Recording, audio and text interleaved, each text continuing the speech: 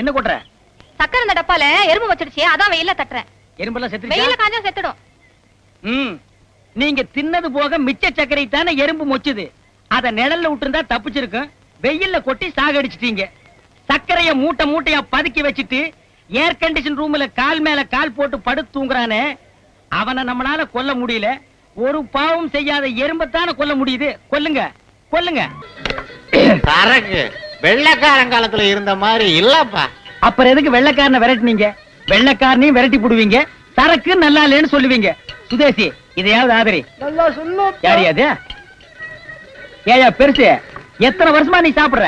15 வயசுல இருந்து குடிக்கிறேன். இப்போ உனக்கு வயசு என்னாச்சு? இப்ப 83.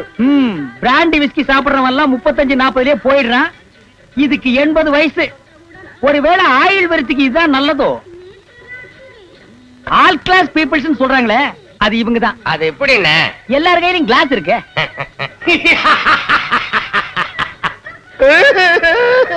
தீத்து கட்டாம விட மாட்டேன். எதை கையில் இருக்கிற சரக்கியா?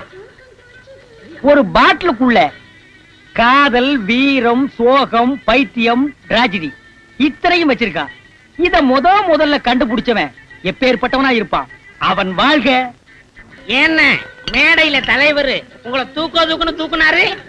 இதுக்கு மேல தூக்குனா கிளாஸ் உடைஞ்சு போயிருண்டா. டேய், ஈரல் இருக்கா? இதெல்லாம் சாப்பிட்டா ஈரல் எப்படா இருக்கும்? நம்ம கிட்ட இல்லன்னு தெரியும்னே. என்னது நம்ம கிட்டயா? என்னை உன்னோட சேர்த்துக்கிட்டியா? என்கிட்ட இல்ல, அதனாலதான் கேட்டேன். உங்ககிட்ட இல்லாதெல்லாம் கடையில் இருக்கும். குடல் வாங்கி சாப்பிடு. அண்ணன் கணக்குல குடல் கொடு. அதுக்கு நானா? ஏன்பா குடிச்சிட்டு இந்த கூத்த அடிக்கிறானுங்களே, இந்த குடிய ஒழிக்க வர வழியே இல்லையா? நாட்டுல குடிய தயார் பண்றதே 8 கம்பெனி தான் இருக்கு. குடிக்காதீங்கன்னு பிரச்சாரம் பண்றவங்க அந்த 8 கம்பெனிக்கு போன் பண்ணி இத தயார் பண்ணாதீங்கன்னு சொல்லிடலாம். அதை விட்டுட்டு 80 கோடி ஜனங்க கிட்ட தனித்தனியா போய் குடிக்காதீங்கன்னு கெஞ்சினா எப்படிங்க நடக்கும்? ஏப்பா மாறி, நாங்க காசி ராமேஸ்வரம் போய் 1 மாசம் ஆச்சு. ஊர்ல என்ன நடந்துச்சு?